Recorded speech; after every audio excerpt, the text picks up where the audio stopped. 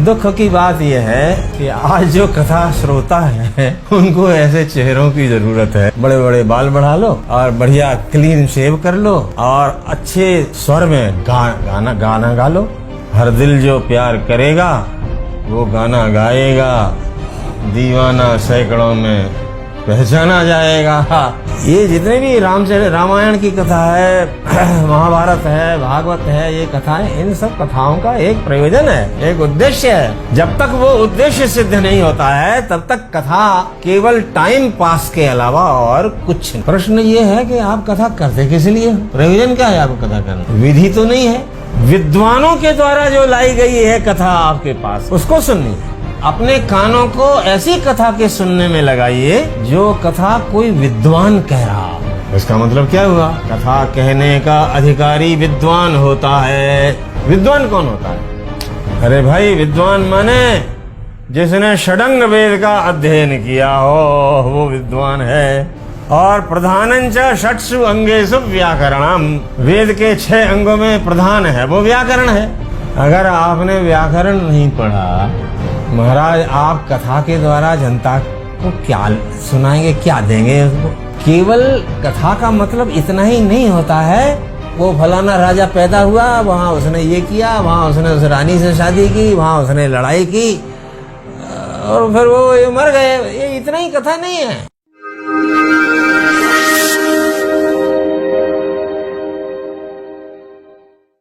बोले श्रद्धेव साक्षात विधिनोपपन्ना, जैसे विधि से युक्त होकर के श्रद्धा अच्छी लगती है। माने जब श्रद्धा विधि से युक्त होती है तो वो बढ़िया रहती है, और अगर विधि से युक्त नहीं होती है श्रद्धा तो वो अच्छी नहीं लगती है। कई लोग कहते हैं कि मंदिर में जाने का सबका अधिकार है, कथा करने में सबका अधिकार है, जिसकी मर्जी आए वो कथा करो। वो तो ठीक है, पर विधि है क्या?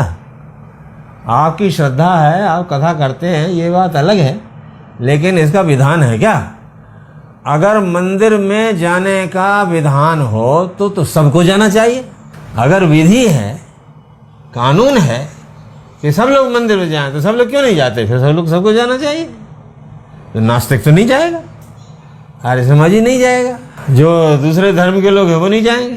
तो विधि नहीं है सब लोग मंदिर में जाएं, ऐसी विधि नहीं है। सब लोग कथा करें, ऐसी कोई विधि नहीं है। कथा कौन करेगा? मंदिर में कौन जाएगा? अरे भाई, हमसे लोग कहते हैं कि उनको रोकते हो। अरे भाई, उनका फायदा होता हो तो जाओ भले। मंदिर में जाओगे कुछ ना कुछ तो दोगे ही, वहां पर दोगे तो हम लोगों को तो फायदा होगा। फिर भी हम रोकते हैं, भैया इसमें तो हमारा तो फायदा होगा, तुम्हारा नुकसान होगा, इसलिए अमुक लोग मत जाओ। कथावारक के संबंध में भी यही बात है। प्रश्न ये है कि आप कथा करते किस लिए हो? प्रयोजन क्या है आपको कथा करने का? विधि तो नहीं है। विधि किसकी है? विधि क्या कहती है? विद्वानों के द्वारा जो लाई गई है कथा आपके पास, उसको सुननी है। अपने कानों को ऐसी कथा के सुनने में लगाइए जो कथा कोई विद्वान कह रहा हो। इसका मतलब क्या हुआ? कथा कहने का अधिकारी विद्वान होता है। विद्वान कौन होता है? अरे भाई, विद्वान माने जिसने षडंग वेद का अध्ययन किया हो वो विद्वान है। और प्रधानंच षट्सु अंगेषु व्याकरणम, वेद के 6 अंगों में प्रधान है वो व्याकरण है। अगर आपने व्याकरण नहीं पढ़ा, महाराज आप कथा के द्वारा जनता को क्या सुनाएंगे, क्या देंगे उसको? केवल कथा का मतलब इतना ही नहीं होता है वो फलाना राजा पैदा हुआ, वहाँ उसने ये किया, वहाँ उसने उस रानी से शादी की, वहाँ उसने लड़ाई की और फिर वो मर गए। ये इतना ही कथा नहीं है। ये जितने भी रामायण की कथा है, महाभारत है, भागवत है, ये कथाएं, इन सब कथाओं का एक प्रयोजन है, एक उद्देश्य है। जब तक वो उद्देश्य सिद्ध नहीं होता है तब तक कथा केवल टाइम पास के अलावा और कुछ नहीं। दुख की बात यह है कि आज जो कथा श्रोता है उनको ऐसे चेहरों की जरूरत है, उनको विद्वत्ता की कोई जरूरत नहीं है। बड़े बड़े बाल बढ़ा लो और बढ़िया क्लीन शेव कर लो और अच्छे स्वर में गाना गा लो। हर दिल जो प्यार करेगा वो गाना गाएगा, दीवाना सैकड़ों में पहचाना जाएगा। तो जहाँ ये भावना होती है तहाँ जो मुख्य उद्देश्य है कथा का वो खत्म हो जाता है। वो भगवान के दरबार में विद्वत्ता की कोई ज़रूरत नहीं है, भगवान के दरबार में तो भक्ति चाहिए। ये क्या लिखा है? ये श्रुतेश्च विद्वद्भिरूपा कृतायाम कथा सुधायाम उपसंग प्रयोग। ये मैंने तो नहीं लिखा, ये तो श्रीमद् भागवतकार ही लिखते हैं कि भाई विद्वानों से कथा करवाओ।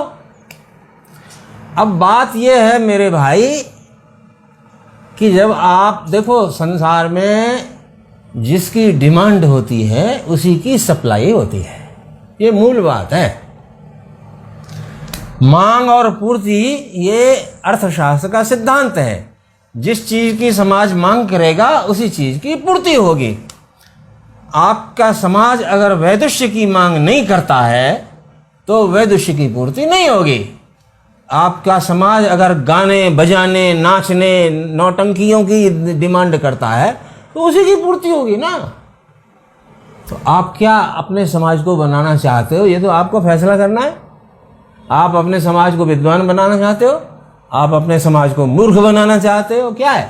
तो ये फैसला आपको करना है कि आप सबको विद्वान बनाना चाहते हैं या सबको मूर्ख बनाना चाहते हैं। एक वाराणसी में हमारे मित्र रहते हैं, बड़े विद्वान है वो, अब वो रिटायर हो गए। वो उनका फोन आया मेरे पास, तो उन्होंने एक कथावाचक का नाम लिया, बोले आपका उनसे संपर्क है? मैंने कहा है।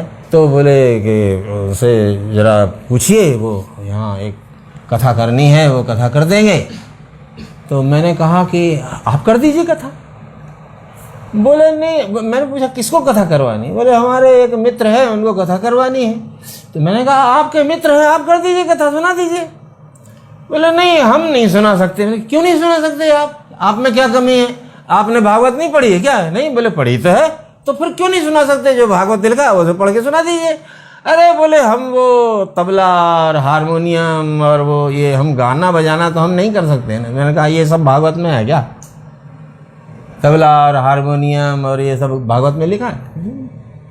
भागवत में जो तत्व की बातें लिखी हैं, दर्शन की बातें लिखी हैं, वो उसमें हर एक स्तुति में देख लो, फिर हर एक पेज में देख लो आप। भीष्म स्तुति में कोई भी स्तुति उठा लो, उसमें दर्शन ही दर्शन भरा पड़ा है उसमें।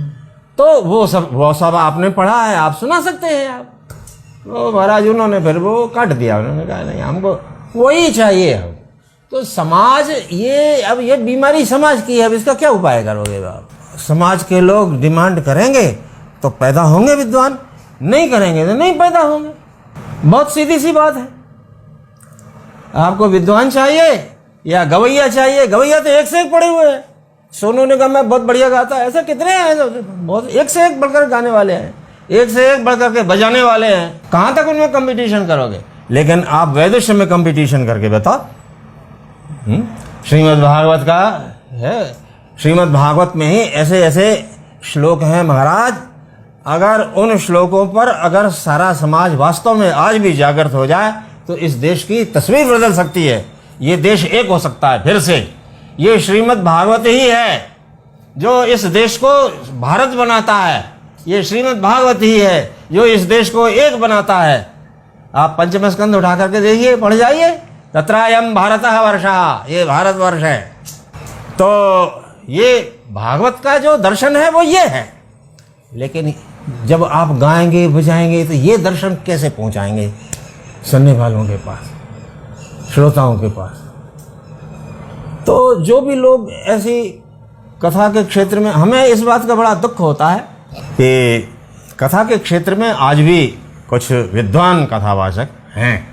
ऐसा नहीं है कि सब बिल्कुल सफाया नहीं हुआ है, कुछ विद्वान कथावाचक हैं, लेकिन वो संख्या पर्याप्त नहीं है। उनका सहारा लेकर के जो अनधिकारी लोग हैं, जिनको कथा कहने का अधिकार नहीं है, ऐसे लोग भी कथा के क्षेत्र में घुस गए। मैं ये बात बार बार कहता हूं, संस्कृत का सत्यानाश जैसे गोवंश का सत्यानाश ट्रैक्टर ने किया, ट्रैक्टर की वजह से गोवंश खत्म हो गया, इसी तरह से संस्कृत भाषा का सत्यानाश भागवत कथा ने किया। भागवत कथा ने नहीं, भागवत कथा में जो अनधिकारी लोग घुस गए हैं उनने किया। 3 क्षेत्र ऐसे हैं जिन क्षेत्रों से, एक तो है ज्योतिष, दूसरा है कर्मकांड और तीसरा है कथा। आप देखिए इन तीनों क्षेत्रों में जो अनधिकारी लोग हैं वो घुसे हुए हैं। ज्योतिष में घुसे हुए हैं, एक अक्षर ज्योतिष का नहीं जानते हैं और बढ़िया साइन बोर्ड लगा रखा है और लाखों करोड़ों कमा रहे हैं। वाह भाई वाह। इसी तरह से कर्मकांड में ऐसे लोग घुसे हुए, कुछ नहीं जानते, एक मंत्र शुद्ध नहीं बोल सकते।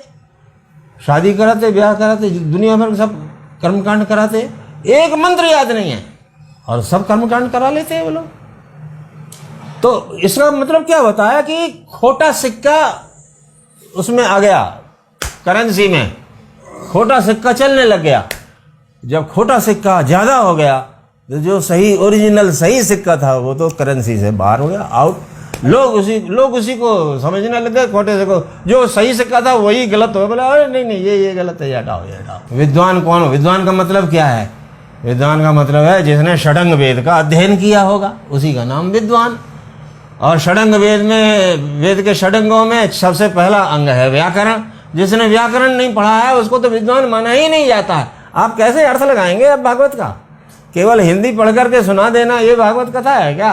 तो आप संस्कृत का सत्यानाश कर रहे हैं, तो प्रत्यक्ष है ना। अगर आप संस्कृत नहीं जानते हैं, आप व्याकरण नहीं जानते हैं, आपने और वेदों का अध्ययन नहीं किया, अरे ये तो ब्रह्म संहितम है, पुराणम ब्रह्म संहितम, इसको वेद के बराबर रखा गया है। माने जैसे वेद का प्रामाण्य है उसी प्रकार श्रीमद् भागवत का प्रामाण्य है।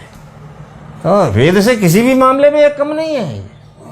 तो प्रमाण होने के कारण देखो श्री रामचरितमानस है, उसको भी कहा है नाना पुराण निगमागम सम्मतम यद रामायणे निगदितम क्वचिदन्यतोपि स्वांत सुखाय तुलसी रघुनाथ गाथा भाषा निबंध मति मंजुल मातनोति।